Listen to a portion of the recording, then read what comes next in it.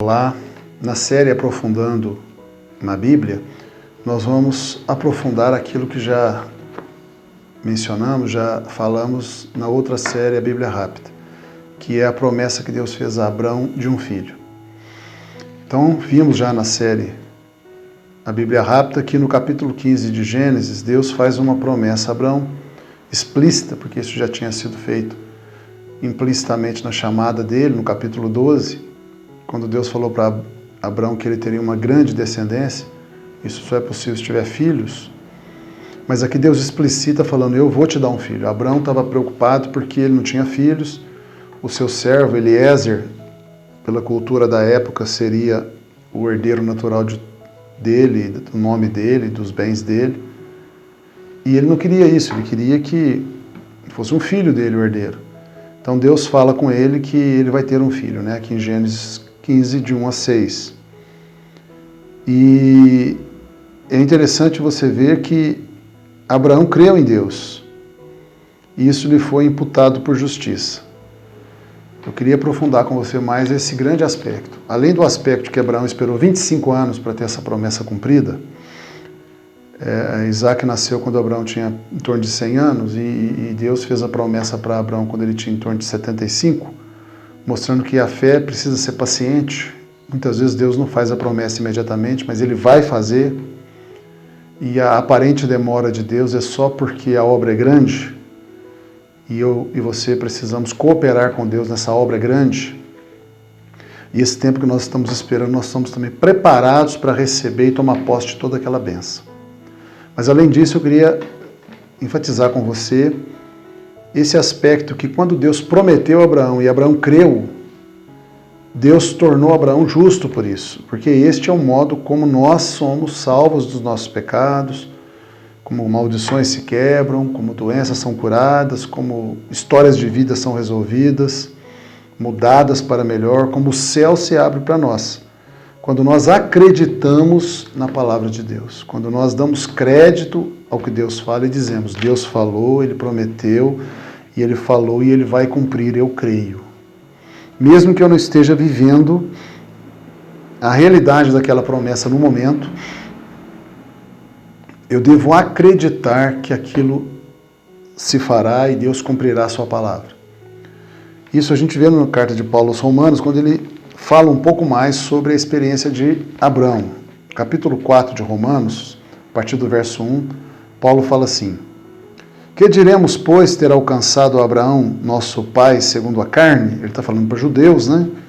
Então, nosso pai segundo a carne. Porque se Abraão foi justificado pelas obras, tem do que se gloriar, mas não diante de Deus. Ou seja, não foi justificado pela fé. Ser justificado pelas obras é ser justificado pelo que a gente faz, não pelo que Deus promete. Pois que diz a Escritura? Creu Abraão em Deus e isso lhe foi imputado como justiça. Paulo aqui em Romanos cita Gênesis 15, versículo 6. Ora, aquele que faz qualquer obra, não lhe é imputado o galardão segundo a graça, mas segundo a dívida. Ou seja, se a salvação fosse por obras, se é o que a gente faz, se é o bom comportamento que a gente tem, se é a obediência aos mandamentos que a gente pratica, isso é que nos salva, então não é graça, porque nós estamos apenas recebendo aquilo que temos direito, porque nós fizemos obra, então temos direito ao pagamento da salvação. Então Paulo fala, é uma dívida que Deus tem conosco, e a salvação então não é de graça, Deus está pagando uma dívida que Ele tem conosco. Mas o apóstolo Paulo, aqui pelo Espírito Santo, está dizendo que Deus não tem nenhuma dívida conosco para nos salvar, porque o pecado é nosso. E Ele só pode nos salvar pela sua graça, pela sua bondade, pelo seu favor imerecido. É isso que ele está falando aqui no versículo 4. Versículo 5 do capítulo 4 de Romanos, Paulo continua dizendo, mas há aquele que não pratica uma obra, porém crê naquele que justifica o ímpio, o pecador, a sua fé lhe é imputada como justiça. Aqui é muito importante entender o verbo imputar. Amputar é cortar. Então, se eu tenho um problema, por exemplo, na mão, gangrena, e o médico não consegue resolver isso, e aquela gangrena vai continuando, a mão tem que ser imputada, a perna tem que ser imputada, o pé tem que ser imputado, amputado, porque ele está adoecendo o corpo. Então, amputar é tirar fora, é alguma coisa que a gente tem e é tirado de nós. Imputar é o inverso disso, é uma coisa que a gente não tem e é colocado em nós. Então a Bíblia está dizendo que a nossa justiça, ou seja, o perdão dos nossos pecados, a nossa justificação, a nossa declaração de que nós somos justos diante de Deus, é uma imputação de Deus. Deus imputa a nós essa justiça.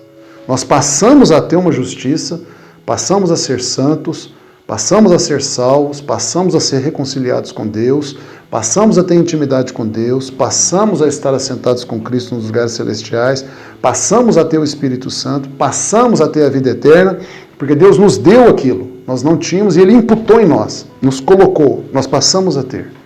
E esta é uma forte verdade da fé cristã que todos nós temos que entender. Deus, Ele nos coloca as coisas, nos dá graciosamente as coisas. Diz mais a Bíblia. Assim também, falando de Davi agora, outra pessoa da Bíblia, do personagem da Bíblia, assim também Davi, o rei Davi, declara bem-aventurado o homem a quem Deus imputa a justiça sem as obras, dizendo, bem-aventurado aqueles cujas maldades são perdoadas e cujos pecados são cobertos, são perdoados. Bem-aventurado o homem a quem o Senhor não imputa o pecado. Vem, pois, esta bem-aventurança sobre a circuncisão somente ou também sobre a incircuncisão? Circuncisão são os judeus, incircuncisão são os não-judeus. Porque dizemos que a fé foi imputada como justiça a Abraão. Como lhe foi, pois, imputada? Estando na circuncisão ou na incircuncisão? Não na circuncisão, mas na incircuncisão. Paulo está dizendo o seguinte, os judeus não podem pensar que porque eles obedecem os mandamentos, eles serão salvos. Porque Abraão, que é o pai dos judeus, ele foi salvo sem mandamento. Não havia os 10 mandamentos, nem os 613 ainda. Moisés veio surgir só 500 anos depois de Abraão. E quando Deus chamou Abraão, não havia mandamento, não havia os 10 mandamentos, não havia os 613 mandamentos. E Abraão foi justificado, foi salvo apenas pela fé.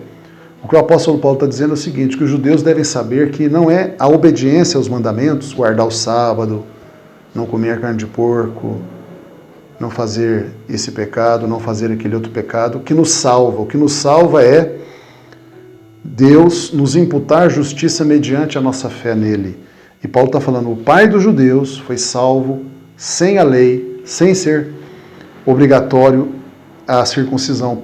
Abraão não era circuncidado. Isaac, seu filho, foi mais tarde, mas Abraão não era. E a incircuncisão é uma característica dos gentios. É como se Paulo estivesse falando, Deus salvou um gentio pela fé, que é Abraão. Então Deus salva todos os gentios, todas as nações, inclusive os judeus, pela fé também.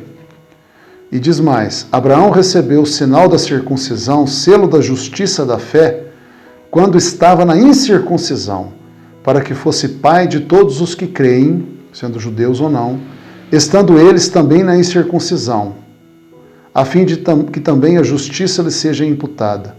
E fosse Abraão pai da circuncisão, daqueles que não somente são da circuncisão, mas também que andam nas pisadas daquela fé de Abraão, nosso pai, que tivera na incircuncisão. Porque a promessa de que havia de ser herdeiro do mundo não foi feita pela lei a Abraão, porque a lei não existia, ou a sua posteridade pela lei, porque a lei não existia, mas foi feita essa promessa pela justiça que vem da fé, de crer em Deus. Pois, se os que são da lei, os judeus, que obedecem mandamentos, são herdeiros, logo a fé é vã e a promessa é aniquilada, porque a lei opera a ira.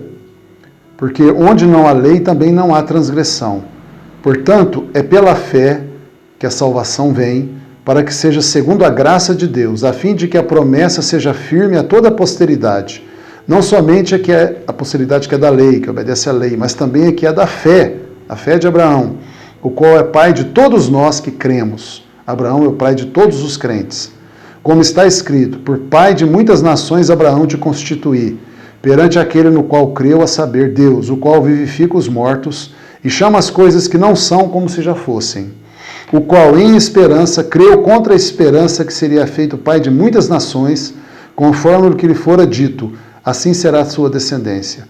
E Abraão não enfraqueceu na fé, nem atentou para o seu próprio corpo já amortecido, pois era de quase 100 anos de idade, nem tampouco para o amortecimento do ventre de Sara, estéril com quase 90 anos.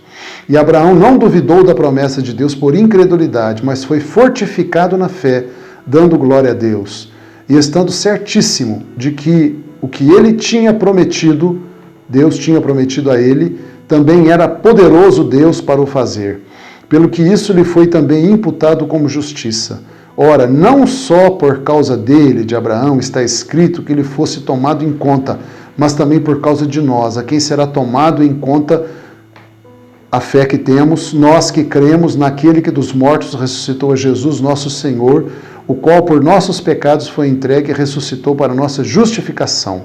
Capítulo 5, versículo 1. Sendo, pois, justificados pela fé, temos paz com Deus por intermédio de nosso Senhor Jesus Cristo.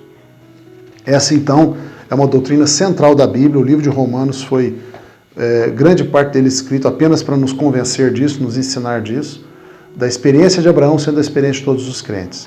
Então, meu irmão, minha irmã, você que está aí crendo em Deus, permaneça crendo, mesmo que a promessa não tenha sido cumprida ainda, porque ela será cumprida. Deus não é homem para mentir, nem filho do homem para voltar atrás daquilo que prometeu. Se Deus prometeu, Ele vai fazer. Então, permaneça firme na fé, crendo nas promessas de Deus, mesmo que elas não sejam visíveis agora, creia que elas virão.